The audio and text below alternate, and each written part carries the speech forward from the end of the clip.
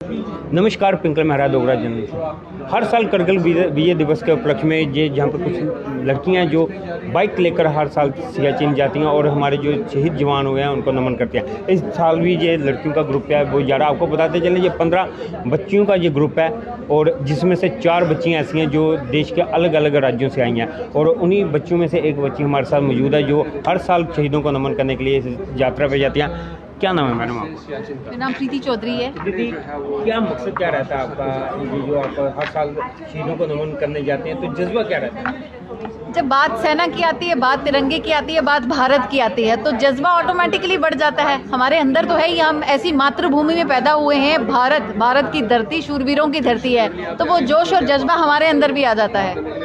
और कितने दिनों का ये टूर रहेगा और इस टूर में आपको किस तरह की डिफिकल्टीज आने वाली है जिसको आप फेस करने के लिए मेंटली प्रिपेयर हैं? जब बात बाइक रैली की आती है, 10 दिनों का ये बाइक यात्रा रहने वाली है। 18 जुलाई को यहाँ से रवाना होकर 27 तारीख को हम वापस आएंगे। तो सड़क है, आप एक मोटरसाइकिल चला रहे हैं, एक वाहन चला रहे हैं, उसका कभी भी ब्रेकडाउन हो सकता है, टायर फ्लैट हो सकता है, बारिश, लैंडस्लाइड, कुछ ऐसी परिस्थितियां जो मैं बता भी नहीं सकती हैं, उनके साथ आपको डील करना पड़ता है। बट सिक्योरिटी और सेफ्टी की बात की जाए और इन महिलाओं के जज्बों की बात की जाए तो ये मेंटली प्रिपेयर्ड हैं कि हमें सियाचिन जाना है। रास्ता कैसा भी कठिन हो, रास्ते कितने भी दुर्गम हो, हम उनको पार करके आगे बढ़ेंगे। हमारे साथ जहाँ पर एक और मैडम क्या नाम क्या आपका? दिव्या शर्मा। दिव्या, अक्सर स्कूल कॉलेजेस में तो टूर बच्चे लगाते ही हैं, खासकर फीमेल्स का।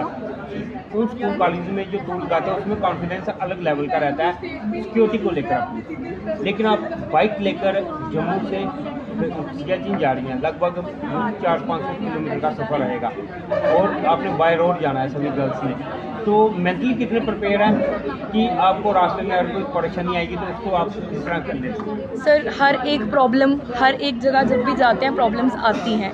अपने आप को मेंटली प्रिपेयर करना सबसे ज़्यादा ज़रूरी है।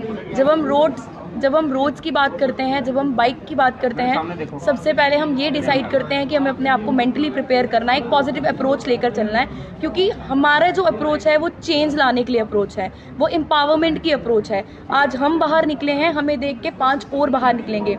लास्ट ईयर हमारे पास 7 लड़कियां हमारे साथ थी, इस बारी नंबर बढ़ के 15 हो चुका है। तो एक चेंज हमें देखने को मिला है और अगर हम ये चेंज अपनी अप्रोच बढ़ाए रखेंगे और पॉजिटिव अप्रोच रखेंगे तो आने वाले टाइम पे हर एक चीज़ पॉसिबल है। ये जो आपकी शक्ति उद्घोष फाउंडेशन है, ये इसके अलावा और क्या काम करती है या और इसका फाउंडेशन का बनाने का मकसद क्या है? ये महिलाओं के उत्थान के लिए काम करती है, महिलाओं को प्रेरित करती है, महिलाओं को प्रशिक्षित करती है। भारतीय सेना, भारतीय फौज जो है या जम्मू कश्मीर पुलिस की बात की जाए तो जहां महिलाओं को आंका जाता है कि वो बहुत नाजुक हैं, उनको प्रशिक्षित करना, शारीरिक तौर पे, मानसिक तौर पे उनका दृढ़ संकल्प बढ़ाना कि आप कुछ कर सकते हैं। शक्ति उद्घोष आपके साथ खड़ा है, समाज में एक बदलाव लाने का प्रयास हम करते हैं और वो बदलाव शक्ति उद्घोष से ही शुरू होता है।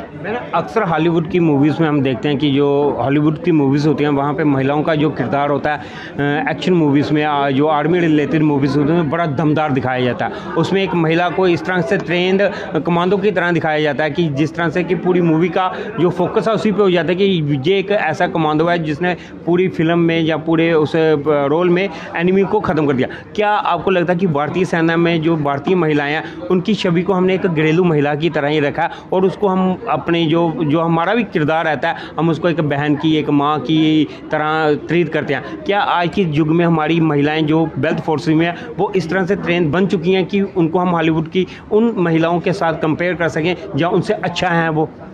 मुझे लगता है हमें कंपैरिजन नहीं करना है। वो महिलाएं हैं जो हॉलीवुड की महिलाओं की आप बात कर रहे हैं, वो एक किरदार निभा रही हैं। वो ये असल जिंदगी में किरदार, ये असल जिंदगी में वो कीर्तिमान स्थापित कर चुकी हैं जो हॉलीवुड बॉलीवुड वाले कोई भी मैच नहीं कर सकता। अपने परिवार का त्याग करके भारत माँ की रक्षा करना, बॉर्डर पे जाके अपने परिवार को छोड़ना, अपने बच्चों को सबको छोड़ के जाना और सर पे कफन बांध के भारत की रक्षा करना, इनका कोई मुकाबला नहीं है उन हॉलीवुड या बॉलीवुड के लोगों से जो किरदार निभाते हैं, जिनका जीवन वैसा नहीं है।